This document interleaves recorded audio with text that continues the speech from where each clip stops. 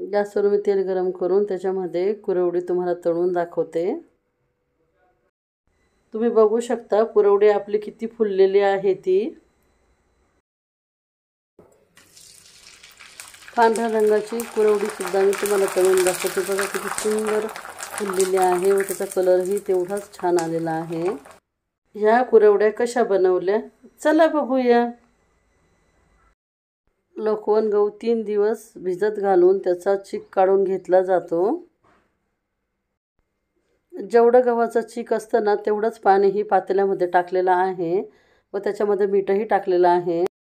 पातेल्यातील पाणी गरम झालेलं आहे व त्याच्यामध्ये थोडं थोडं करून गव्हाचा चीक टाकला जात आहे व ह्या लाकडी घोट्याने आपल्याला घेरायचं आहे।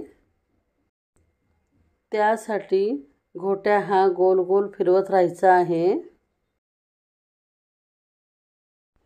चिकामध्ये गाठी पडू नये म्हणून हा घोटा कुठंही आपल्याला फिरवायचा थांबवायचा नाहीये।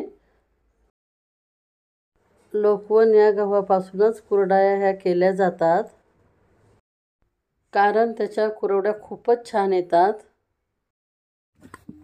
आता तुम्ही बघू शकता चीक हा घट्ट होत आलेला आहे। कुरवड्या करणं हे खूपच मेहनतीचं काम आहे।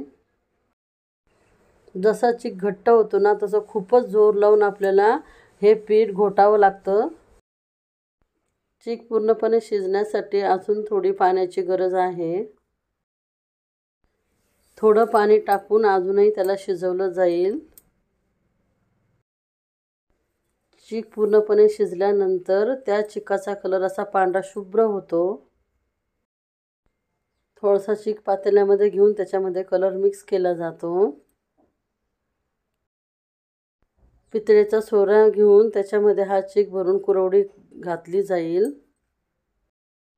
पीठ जोर गरम आहे तोवरच पटापट ह्या कुरवड्या घातल्या जातात। तुम्ही बघू शकता किती सुंदर कुरवड्या आलेल्या आहेत। कुरवड्या करताना मिठाचं व पाण्याचं प्रमाण योग्य घ्यावं लागतं तेव्हाच कुरवडी छान येते। चीक जोपर्यंत गरम आहे ना तोपर्यंतच कुरवड्या घातल्या जातात। थंड झाल्यावर कुरवड्या येत नाहीत।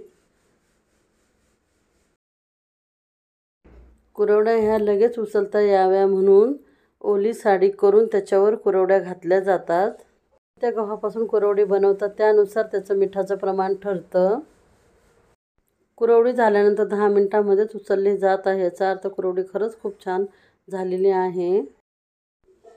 ह्या पांढऱ्या कुरवड्या केलेल्या आहेत त्याचा कलर बी बघा किती सुंदर आलेला आहे। ह्या कुरवड्या 2 दिवस कडकडीत उन्हामध्ये सुकून घ्यायच्या आहेत। खानदेशी कुरवड्या तयार आहेत।